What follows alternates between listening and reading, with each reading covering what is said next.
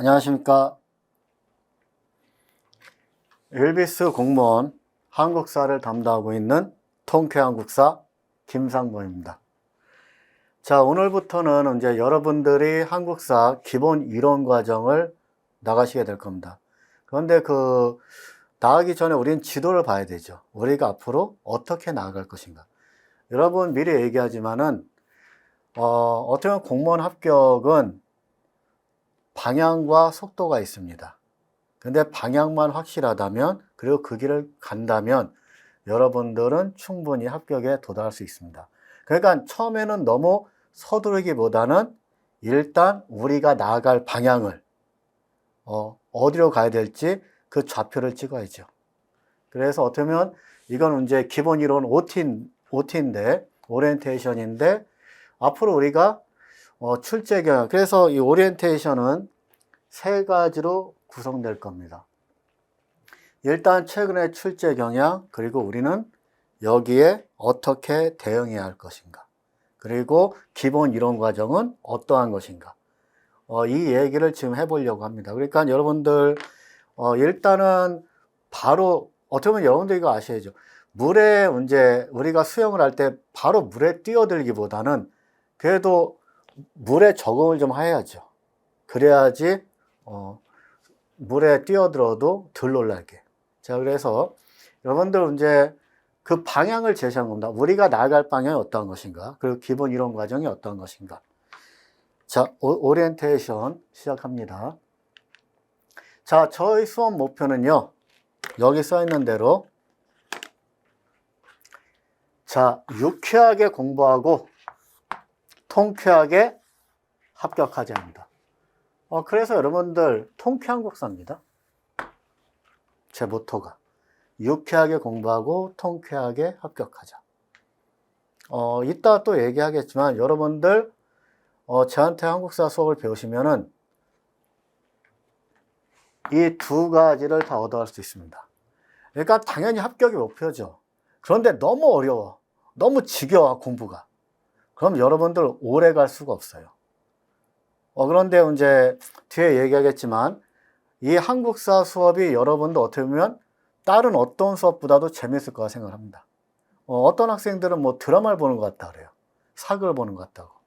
자, 그래서 유쾌하게 공부하고 우리 통쾌하게 합격합시다. 이게 저의 구호이자 구호입니다.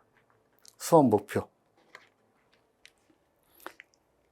자, 그러면 우리는 일단 세 가지로 얘기를 해볼게요.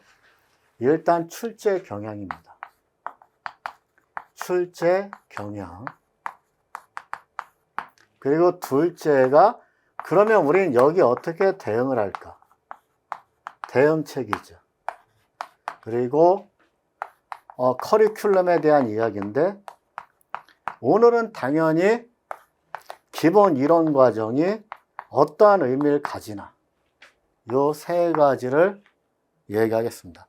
그래서 일단 출제 경향을 얘기할게요. 출제 경향은요, 일단은 근현대사, 정근대사의 비중 14대 6.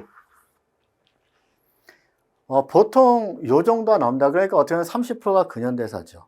그런데 이제 2022년의 경향을 보면은, 국가직이든 지방직이든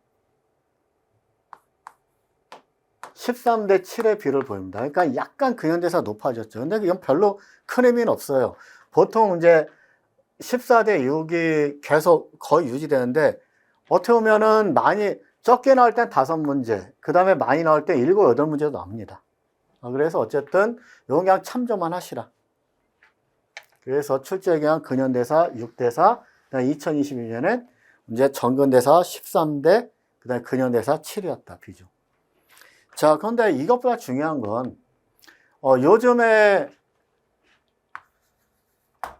출제 경향이죠. 그런데 이제 옛날에는, 여러분들 아주 옛날 문제는 단답식이었어요. 그냥 한국사가. 완전히 그냥 알면 풀고 모르면 틀리고.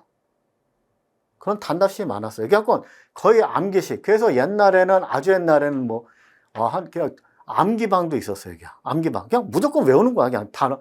그냥 근데 요즘 같은 정보화 시대에 그게 무슨 의미가 있겠어요? 어차피 인터넷 시험 다 나오는데. 그래서 한 7, 8년 전부터는 한국사도 이해 문제, 사료 문제가 많이 나옵니다. 특히 사료 문제는 어마어마해요. 그래서 여러분들이 예를 들면 이제 이게 삼국사기예요.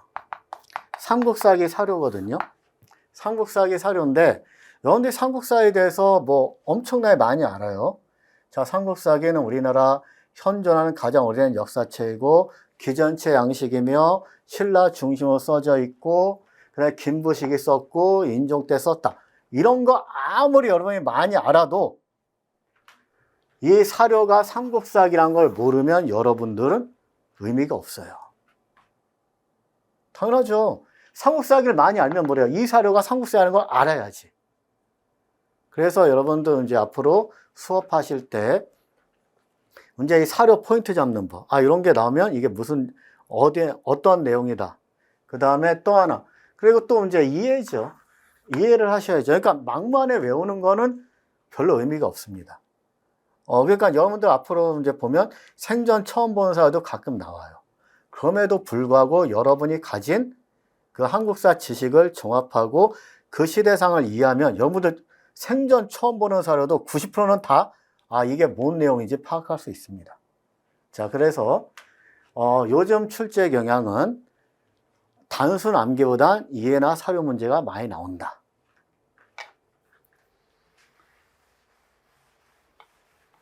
자, 그리고 가장 중요한 건 난이도예요. 난이도입니다. 난이도인데 결론부터 얘기하면 요즘 한국사 너무 쉽게 나옵니다. 정말 어마어마하게 쉽게 나와요. 깜짝 놀랄 정도로. 최근 2년간 어떻게 보면 우리가 비교할 건 최근을 생각해야죠. 최신 경향은 여러분들 이제 2021년도, 2022년도를 볼게요. 여러분들은 일단은 국가직, 지방직 이게 기본 시험이니까. 그래서 국가직 시험이 있었고요. 지방직 시험이 있었습니다. 그리고 2022년도 국가직 시험이 있었고 지방직 시험이 있었어요. 여러분들 그 2021년도 국가직 시험은 그나마 평소 나오던 데가 나왔어요. 그냥 쉽지 않네? 요 정도. 그런데 2021년 지방직 시험에서 난이도가 대폭락을 합니다. 그래갖고 야 이거 너무 심한 거 아니야? 야 이거 너무 쉽게 나온 거 아니야? 이런 얘기가 계속 나와요. 자, 그래서 이제 2022년 국가직은 좀 어렵게 나오지 않을까 생각했는데 이런 제길 더 쉽게 나왔어요. 국가직. 그래갖고 너무 어처구니 없이 그래갖고 어떻게 보면은 한국사 능력검정 시험보다도 더 쉽게 나올 정도. 그래서 난리도 아니었었어요. 참고로 이제 어떻게 보면 그 공무원 시험에서 소방 직렬이 한국사 제일 쉽다 그래요. 소방 직렬 진짜 쉬워요. 자, 그런데 그래갖고 소방 직렬 그래서 어떻게 보면은 너무 난이도가 좀 낮았고 소방 시험은 그래서 소방 한국사는 그냥 어떻게 보면은 이제 모든 공무원 시험 중에서 너무 이제 난이도가 낮아요. 그래갖고 심지어는 그냥 공무원 시험 공부하다가 좀 너무 어렵다.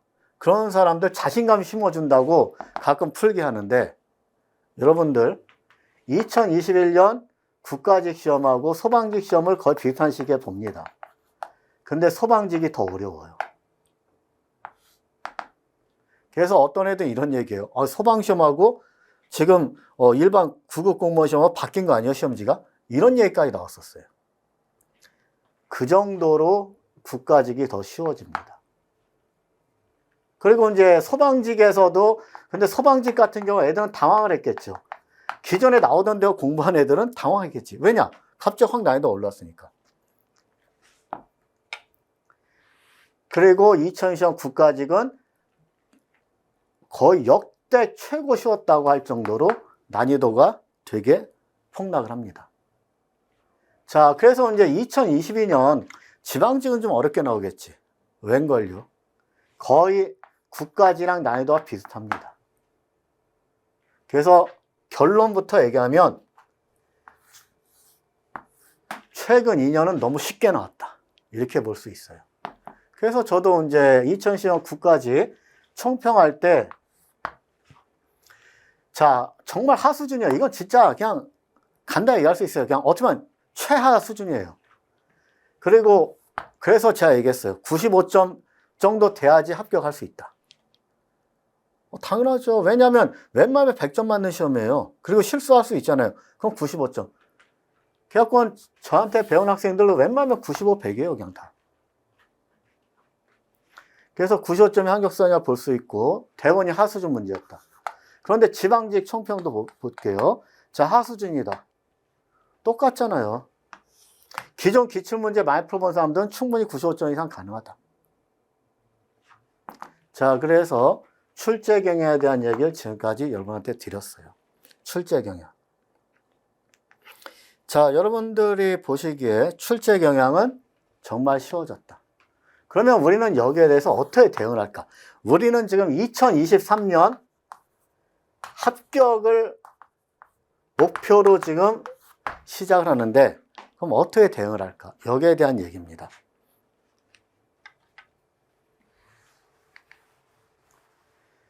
자, 여러분들 하나 얘기해 볼게요. 자, 이렇게 쉽게 출제돼요. 자, 그러니까는 이제 어떤 경향이 나타나냐? 앞으로도 쉽게 출제될 거다. 그러니까 그냥 어렵지 않게 가르치자. 이런 얘기가 많이 나옵니다. 상당수가 그렇게 나와요. 그리고 그럼 왜 이렇게 쉽게 출제되냐? 여기에 대해서 이제 얘기를 해보니 생각을 해봤더니 이제 그 경찰이나 소방 같은 경우는 이제 한국사 능력검정 시험으로 한국사 대체되고 막 그런 경향에 따라서 어떻게 쉽게 출제되지 않았나 하는 이런 얘기도 좀 나오고 있어요. 그리고 예전에 한국사에서 정답 시비가 가끔 나와갖고 정답 시비를 없애려고 쉽게 출제한다. 이런 얘기도 있습니다. 자, 그런데 그래서 이제 상당수는 그냥 한국사 너무 어렵지 않게 배우자. 이런 얘기하고 너무 어려운 내용 하지 말자. 이런 얘기까지 하는 사람도 있어요. 자, 그런데 저는 이렇게 생각을 합니다. 여러분이 보는 한국사 시험, 여러분들이 보는 공무원 시험은요, 1년에 국가직, 지방직을 다 본다고 생각했을 때 1년에 2번 기회가 있는 시험이에요. 물론 이제 다른 직렬도 더 보신 분이 있겠지만 기본적으로 2번이죠. 그러니까 2번의 시험에 여러분의 1년이 결정되는 겁니다. 그런데 그 시험을 가지고 요행을 바라는 건 내가 보기엔 위험하다고 생각을 해요. 최근에 쉽게 나왔으니까 앞으로도 쉽게 나올 거야. 그리고 그런 식으로 공부했어요. 근데 어렵게 나왔어요. 그럼 여러분들 1년 더 공부해야 돼요. 저는 그거는 절대 안 된다고 생각합니다. 왜 요행을 바래요? 그래서 제 모토는 어려운 문제도 충분히 풀 수 있도록 가르치겠습니다. 그러니까 기존의 문제들을 여러분들이 충분히 마스터할 수 있도록 가르칠 거예요. 자, 그래서 어려운 문제도 충분히 풀 수 있도록 가르친다. 자, 그런데 여기에 조건이 하나 있어요. 조건이. 자, 어려운 문제를 충분히 풀 수 있는데 내용이 너무 어렵다. 여러분들, 그런 수업은 누구나 다 할 수 있습니다. 어려운 걸 어렵게 가르치는 사람은 많아요. 근데 저는 여러분들이 어려운 문제를 이제 내년에 2023 시험에서 어떤 어려운 문제가 나오더라도 여러분이 최소한 남들보다 잘 풀 수 있도록 가르칠 겁니다. 그런데 거기에 조건이 하나 또 있죠. 근데 쉽게 가르쳐 드릴 거예요. 어려운 내용을 쉽게 가르쳐 드리겠다. 이건 저희 자부심입니다. 저는 여지껏 그렇게 여러분들한테 수업을 했었고, 그래서 이제 학생들이 가끔 이런 얘기를 해요. 너무 웃겨서 공부를 한 건지 한국사 드라마를 본 건지 모르겠어요.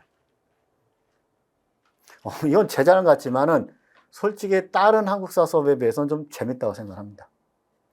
그렇게 하고, 물론 이제 제가 말이 좀 거칠기도 해요. 약간 육두문자로 쓰긴 하겠지만, 여러분들이 생각해보세요. 친일파 새끼한테 친일파 새끼라고 얘기하는 거, 그건 당연한 거 아닌가요? 근데 뭐 너무 말을 그래서 가끔 육두문자도 쓰긴 하지만 여러분들이 어쨌든 공부하는데 지루하지 않도록 여러분을 가르칠 겁니다.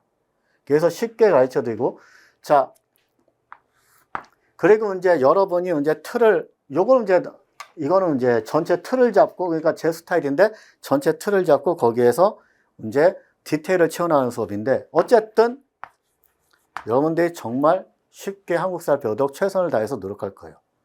그럼에도 불구하고 어려운 문제도 충분히 풀 수 있도록 가르치겠습니다. 여러분들, 쉬운 걸 쉽게, 어려운 거 어렵게 가르치는 건 웬만한 사람들은 다 합니다.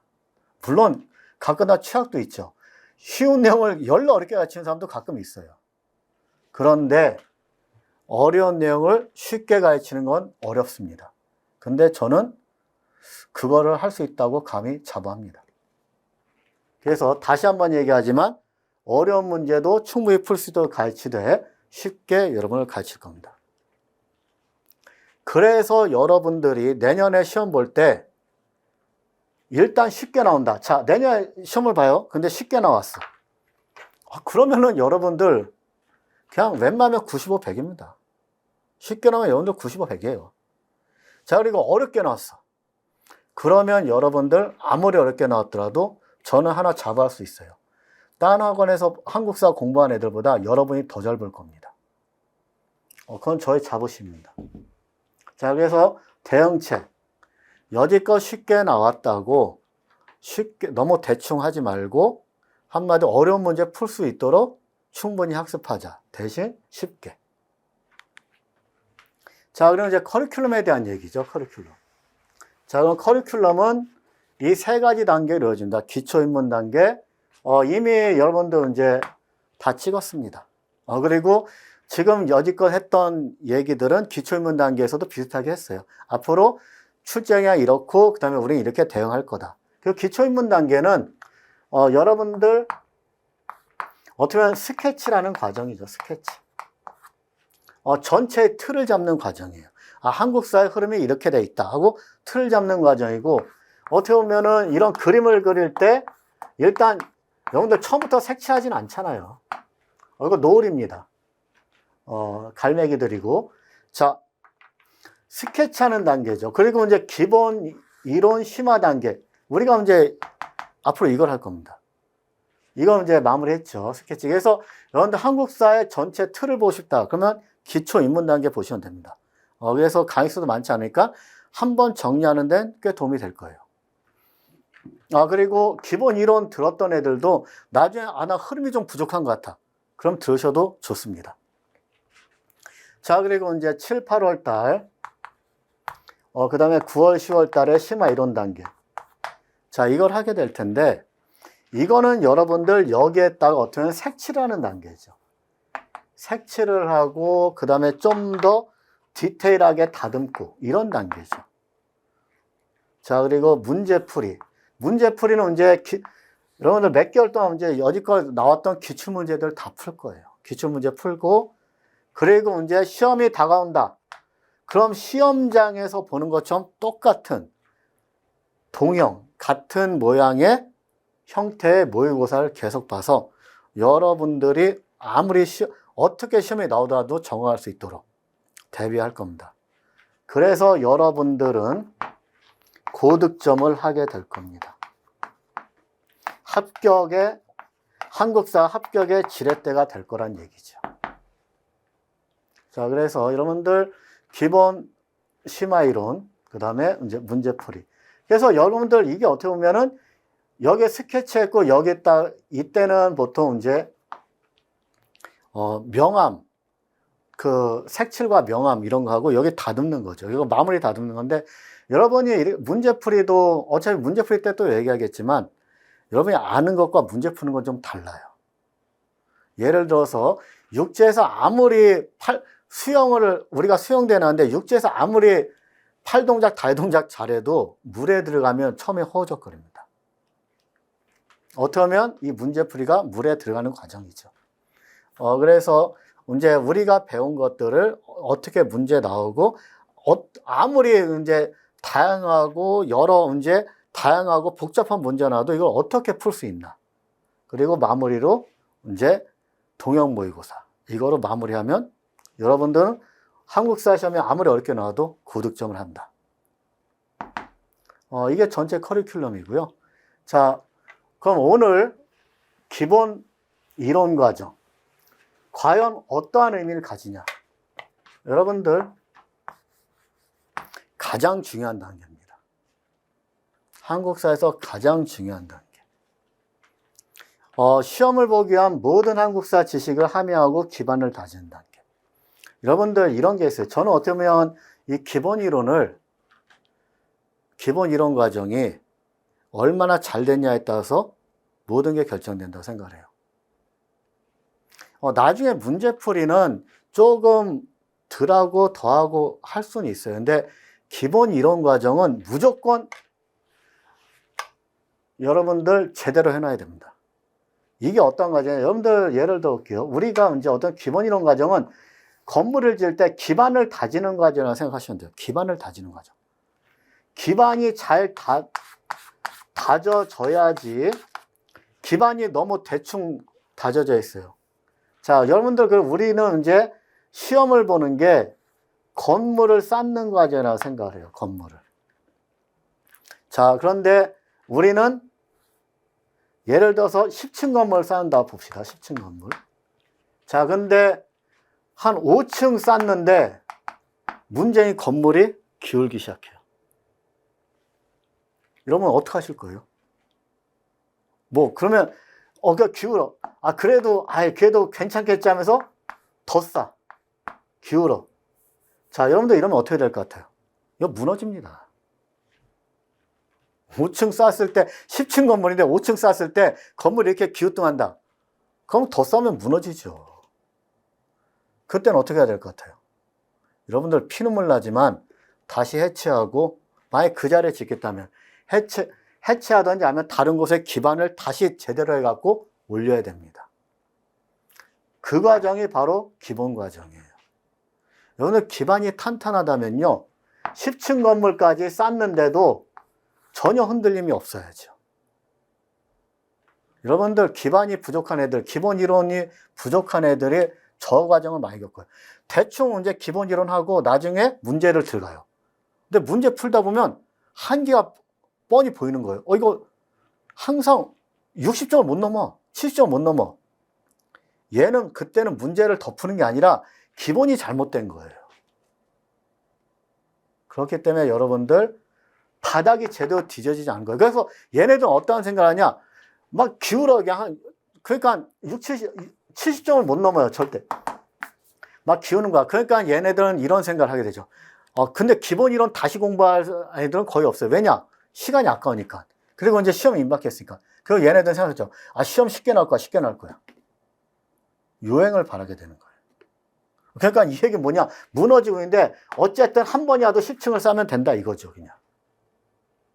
근데 기반이 튼튼한 애들은 이런 걱정이 없어요. 그냥 10층까지 차근차근 쌓으면 됩니다. 그래서 다시 한번 이야기하지만 기반이 튼튼해야 높이 건물을 올릴 수 있고, 그 다음에 기본 이론 과정이 그 기반을 다지는 과정이다. 그리고 이게 이제 고득점이죠.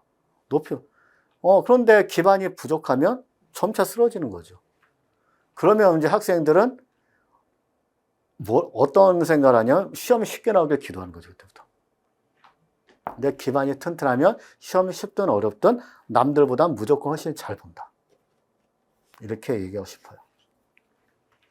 그래서 여러분들 나중에 후회하지 말고 어떻게 보면 이분이 가장 중요합니다. 바닥을 다지는 거죠. 바닥만 제대로 다져지고 기본 이론만 제대로 돼 있으면 문제풀이 때 여러분이 너무 수월해요. 풀만하네 이런 생각하고, 물론 처음에 문제 풀 때야 물에 들어가는 거니까 당황을 하겠지만 어느 정도 좀 익숙해지면은 여러분들 이 기본 이론이 탄탄하게 놓은 게 너무나도 잘했다는 생각을 하게 될 겁니다. 자, 그리고 이제 여러분들이 갖고 있는 노트에 대한 특징입니다. 여러분들은 지금 통쾌한국사 정리 노트를 받으셨을 거예요. 그리고 비슷하게 기존의 필기 노트나 정리 노트는 여러분들 겁나 많습니다. 기존에 필기노트, 정리노트 많잖아요. 자, 여러분들 이 차이를 좀 얘기하고 싶어요. 이 차이를. 여러분들 예전에 이런 게 있었어요. 예전에 정말 한국사가 좀 어렵게 많이 나오고 그랬을 때 옛날에 기본 교재가 1000페이지가 넘는 교재가 있었어요. 1000페이지. 미친 거죠.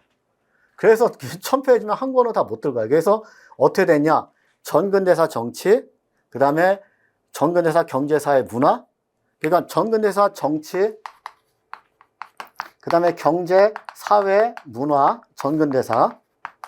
그럼 두 권이죠. 여기다가 근현대사. 여러분들 책을 3권 들고 다녀요. 한국사 한 과목인데 기본. 왜냐? 페이지가 1000페이지가 넘는 거니까. 제가 보기엔 이건 좀 심했던 것 같아요. 그리고 그것은 이제 선생은 얘기하죠, 애들한테. 야, 여기서 다 나와. 1000페이지 보면요, 표도 겁나 많아요. 그러니까 뭐 최근에 현대사 주요 경제적 사건 한 50개, 100개 이렇게 놓고 표도 많아. 그리고 막 여러분들 동전 종류도 어마어마하게 많고 그 활자체 종류도 엄청나게 많아요. 미리 얘기하면 활자체는 여러분 조선시대 활자체는 시험의 95%는 개미자, 갑인자밖에 안 나와요. 근데 그 엄청난 활자체를 다 수록해버려요. 그리고 애새끼들한테 던져주고 얘기를 해요. 야, 여기서 다 나와. 이거 다 외우면 너희들 고득점 맞아. 난 그 선생한테 솔직히 묻고 싶어요. 당신은 다 외우냐고. 솔직히 말해서 이건 골 때리는 얘기예요. 내가 장담하는데 그 양반도 못 외워요. 근데 지도 못하는 걸 학생들한테 강요하는 거야. 이게 얼마나 나쁜 놈이에요, 솔직히. 아니, 지도 못하는 걸 학생 새끼들한테 그냥 던져줘. 1000페이지째 기본설. 그리고 여기서 다 나와. 근데 재밌는 건 뭔지 알아요? 거기서 안 나온 것도 있어요. 그 뒤로 시험 봤을 때. 그러니까 웃기는 거죠. 솔직히 말해서 그 선생도 그거 다 못 외워요. 근데 학생 새끼들한테 그냥 선생은 되게 편한 거야. 그냥 시험에 나왔던 거 다 그냥 집어넣고 애들한테 던져주는 거지. 그리고 여기서 다 나와. 다 외워. 지도 못 외워요, 솔직히 선생도. 근데 학생들한테 그런 식으로 얘기하는 거죠. 어쨌든 자신도 못하는 걸 학생한테 강요하는 거. 이건 좀 아닌 것 같아요. 그래서 이제 그 뒤로 이런 1000페이지짜리 책은 안 나오는데 여러분들 이 얘기를 왜 하냐? 기존의 필기노트나 정리노트도 똑같아요. 여러분들 이제 시중에 나 있는 필기노트, 정리노트가 꽤 많거든요. 필기노트, 유명한 필기노트 많죠. 근데 여러분 이 필기노트하고 이 통계한국사 정리노트를 비교해보면 페이지 수가 통계한국사 정리노트가 약간 더 많아요. 그런데 여러분한테 하나 얘기하고 싶은 건 뭐냐? 근데 요게 그러니까 어떤 필기노트는 한 130페이지 정도 그 전후로 하고 어떤 필기노트 한 160페이지 좀 넘어요. 근데 이제 통계한국사 정리노트 한 160페이지 정도 되니까. 자, 그러면 어떻게 보면 이게 약간 정리노트 치고는 분량이 많은 편이에요. 이게 분량이 아니라 페이지 수가 많은 편이에요. 근데 저는 그러면 여러분들 생각해 보세요. 그러면 어느 노트가 내용이 더 많을 것 같아요? 여러분들 기존의 필기노트, 정리노트가 내 정리노트 내용에 적으면 2배, 많으면 3배입니다. 페이지 수는 비슷한데 여러분이 공부해야 될 건 3배 정도 돼요. 어떤 노트는. 미친 거죠. 왜냐하면 여기에는 사료도 들어있고 여러 가지 이제 어떻게 보면 문장식으로 되어 있는데 여기는 한국사 단어장이에요, 단어장. 그냥 단어들만 쭉 나열되어 있어, 그냥. 단어 뜻, 단어 뜻, 단어 뜻. 그래서 여러분들 분량은 비슷한데 페이지 수는 비슷한데 이거 보는 놈들은 2~3배를 외워야 된다고요. 도대체 이게 왜 이런 일이 일어났을까? 여러분들 그래서 여기 특징 있죠. 기존의 필기노트 잡다하고 방대하다. 잡다하고 방대합니다. 이게 어떠한 내용이냐? 여러분들 생각해 봅시다. 기존에 한 번이라도 시험에 나왔어. 근데 이걸 몰라도 답은 나와. 그런데 한 번이라도 나오면요, 기존의 정리노트는 다 쳐넣어버려요. 그냥 내용을 여기다 다 집어넣어버려. 내용을 다 집어넣어요. 그리고 애새끼들한테 던져줘요. 여기서 다 나왔어. 그냥 다 외워. 한 번이라도 출제되면 다 수록돼요. 그러면 이거 공부하다 보면 애들도 느껴요. 야, 이런 것까지 외워야 되나? 이런 것까지 해야 되나? 근데 애새끼들은 거의 다 공부를 그대로 해요. 왜? 남들도 다 하니까. 그런데 이제 일부 깨어있는 애들은 생각을 하죠. 아, 이거는 좀 아닌 것 같은데 하고 그냥 주변 친구나 뭐 또 그 필기노트 뭐 카페나 가서 얘기하면은 어떤 골때리는 얘기를 하냐. 저 이 필기노트 한 10회독 했는데 도저히 이거 자꾸 잃어버리고 너무 분량 많고 힘들어요. 어떻게 하면 좋을까요? 그럼 거기서 나오는 얘기 뭘 것 같아요? 그 카페나 그거 갖고 공부하는 애들은 이런 얘기예요. 10회독 부족해요. 20회독은 하셔야죠. 근데 재밌는 건 뭔지 알아요? 20회독 한 새끼가 또 물어보잖아요? 그럼 20회독 갖고 되겠어요? 30회독 하셔야죠. 이게 뭐 하는 코미디인지 모르겠어요. 여러분들, 그냥 기존에 나왔던 시험에 한 번이야, 여러분들 옛날에 한국사는 너무 이제 그 1년에 한국사 뭐 수십 번 봐요. 왜냐하면 뭐 국회직, 기상직, 계리직, 국가직, 지방직, 서울시, 그 다음에 뭐 경찰서, 자, 이런 것까지 합쳐. 그런데 거의 한 번이야 나왔던 걸 다 집어쳐넣어. 그리고 애들한테 그냥 던져주는 거예요. 외우라고. 그럼 애들은 그냥, 그리고 얘기해요. 여기서 다 나왔어. 근데 재밌는 건 뭔지 알아요? 그렇게 집어쳐넣는데도 경찰 시험에 좀 한국사 어렵거든요, 예전에. 어떤 경찰 시험에서는 거기서 한 4-5개가 안 나와요. 그럼 어떤 일이 벌어질까요? 그럼 내년에 또 그걸 또, 거기 안 나온 거 또 채워 넣는 거예요. 근데 내가 보기엔 그 내용은 의미가 없어. 왜냐, 그때 경찰 시험은 말도 안 되는 지역적 문제가 너무 많았으니까. 근데 그걸 또 넣어요. 그리고 애들한테 던져줘 또 얘기해요. 여기서 다 나왔어. 이건 바보짓을 무한반복하는 거죠. 그래서 기존의 필기노트나 정리노트는 잡다고 방대하다. 그래서 학생들은 계속 고민을 하는 거죠. 야, 이거까지 해야 되나? 그냥 선생은 아무 생각 없이 그냥 집어넣으면 되는 거고, 고민은 학생들의 몫이에요. 그런데 통계한국사 정리노트는요, 꼭 알아야 할 내용을 엄선으로 수록을 해요. 자, 그래서 여러분들 대표적인 게 옛날에 예종 같은 거 있어요. 예종. 10몇 년 전에도 기존의 필기노트 같은 건 예종 업적이 한 10몇 개였었어요. 근데 여러분들 재밌는 건 그 당시에는 예종의 업적 한 5개만 알면 시험의 95%가 커버가 돼요. 근데 만약 12개를 외웠다고 칩시다. 그러면 5개만 알면 95% 나오는데, 그러니까 보자고. 예종의 업적인데 12개, 이 중에 5개에서 95%가 나오고 나머지 12개에서 5% 나올까 말까 해요. 근데 이걸 7개, 근데 이걸 다 집어넣어 버려요. 그러니까 애들이 미치는 거죠. 근데 저는 이 5가지만 얘기를 해요. 물론 이제 추가되긴 합니다. 왜냐하면 만약에 시험을 봤는데, 예를 들어서 한 10년 전에 보건궁이라고 있어요. 최초의 도교사원이죠. 10년 전에는 저거 나왔어도 이걸 몰라도 풀 수 있는 문제가 대부분이었었어요. 자, 그런데 한 7, 8년 전서부터는 이걸 알아야지 풀 수 있는 문제가 나와.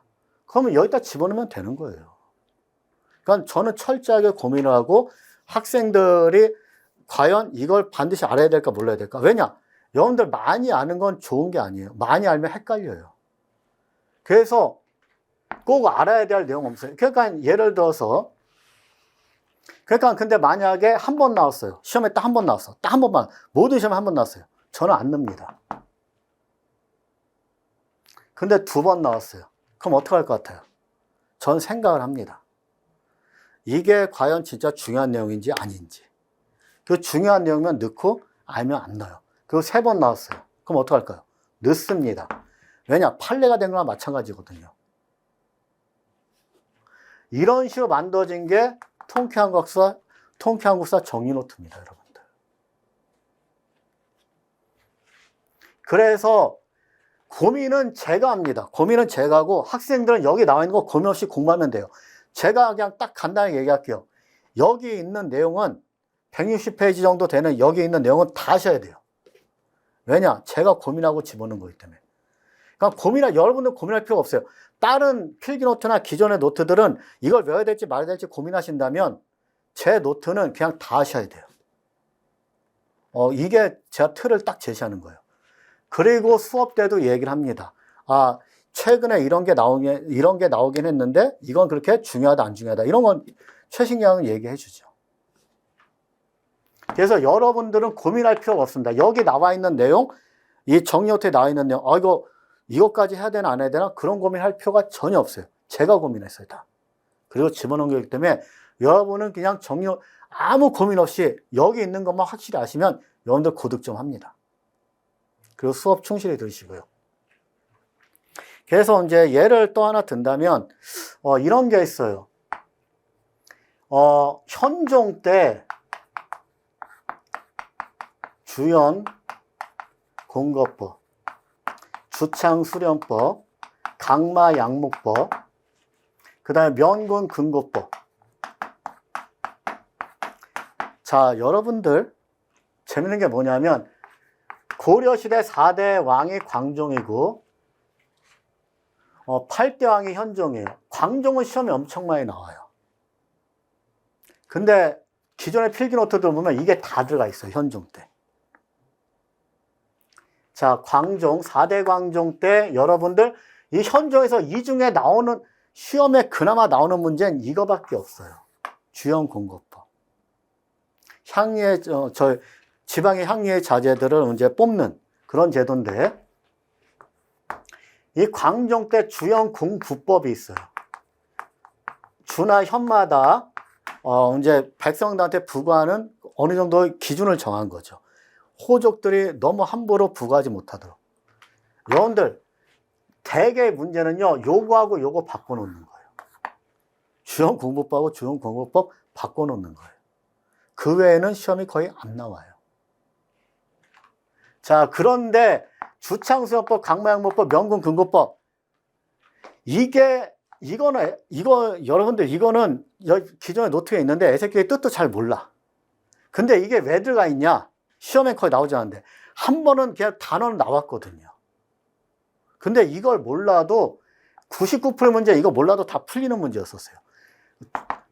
그냥 요거하고 요거 바꿔서 내는 문제나 가끔 나왔지 거의 이건 의미가 없어요. 근데 기존의 필기노트나 정리노트에 저게 다 들어가 있어요. 그러니까 애들은 뜻도 모르면서 그냥 있으니까 다 외우는 거야. 그러니 얼마나 공부가 힘들겠어요. 시험에 안 나오는데.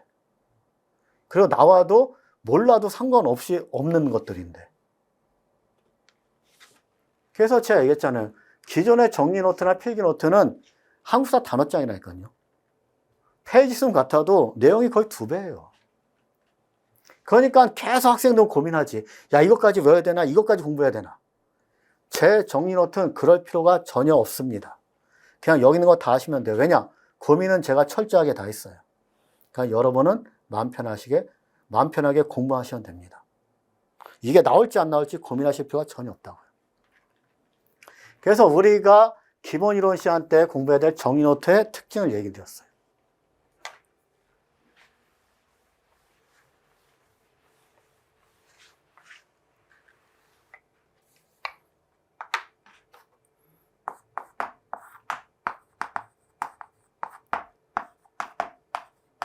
자, 커리큘럼이고 지금 기본 이론을 할 때 정리노트의 장점에 대해서 얘기했어요. 자, 그리고 두 번째, 최신 출제 경향을 철저히 체크한다. 여러분 이제 수업 중에 아까 정리노트 있잖아요. 두 가지가 갖춰져야 돼요. 교재가 좋아야 되고 수업이 좋아야 돼요. 수업 때 여러분들이 최근에는 이런 부분에서 어떤 문제가 나왔고 그 다음에 이런 부분이 중요하고 그런 얘기를 많이 합니다. 그러니까 수업을 열심히 들으시면 아까 얘기했잖아요. 그 교재는 정리노트. 제가 잡았는데 기존에 어떤 정리노트보다 여러분의 합격에 빨리 다갈 수 있는 노트가 잡아합니다. 그러니까 기존의 노트 보던 애들은 공부는 3-4배 해요. 근데 문제는 너무 잡동사니까지 너무 많이 외우는 거야. 여러분들 많이 아는 게 좋은 거 아닙니다. 많이 알잖아요.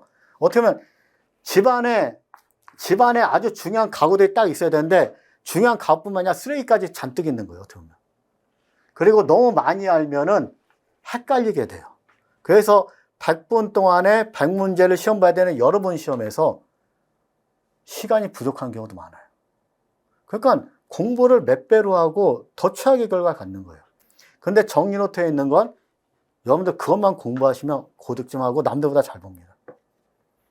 그리고 수업 열심히 들으시는데 수업 때 최신 출제 경향 다 체크해 드릴 거예요. 그리고 이 부분에서 어떻게 어려운 문제가 나오는지도 다 얘기 드릴 거고. 그래서 교재와 정리노트와 수업만 열심히 들으면 여러분은 한국사 걱정은 전혀 하실 필요가 없어요. 최소한 윌베이스에 오셔서 여러분들이 한국사만큼은 정말 선택 잘했다고 생각하실 겁니다. 자, 그러면 마치면서 여러분한테 얘기 드리고 싶은 게 처음에 얘기 드렸어요. 방향만 옳다면 여러분들은 합격이라는 목표에 어렵지 않게 도착할 수 있습니다. 그러니까 우리가 이제 공부하면서 여러 가지 시행착오를 겪을 거예요. 근데 아마 여러분들은 한국사만큼은 다른 사람보다 시행착오를 덜 겪을 거예요. 왜냐하면 어떻게 보면 아까도 얘기했던 교재. 그냥 제 정리노트보다 두세 배 내용이 더 많은 그거 공부하면서 이것까지 해야 되나? 이것까지 외워야 되나? 이런 고민할 필요가 없어요. 왜냐? 제가 방향을 제대로 제시해 줬으니까. 그래서 여러분 마지막으로 여러분이 들은 말이 이겁니다. 여러분은 열심히 공부만 하시면 됩니다. 저는 여러분을 합격의 길로 여러분들은 열심히 하세요. 저는 여러분들을 잘 이끌게요.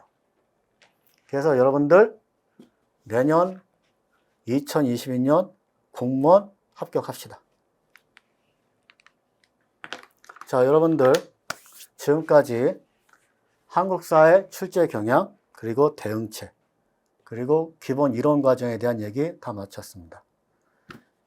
마치면서 또 다시 얘기하지만 방향이 옳다면 여러분은 이제 속도도 중요하지만 방향이 더 중요해요. 그 방향으로 갈 테고 한국사만큼은 제가 방향을 잘 제시해 드릴게요. 그래서 여러분들은 열심히 하시고 그 다음에 저는 잘 가르치겠습니다. 잘 이끌겠습니다. 그래서 여러분들 한국사 고득점 책임지도록 하겠습니다. 기본 이론 과정 오리엔테이션 여기서 마치겠습니다.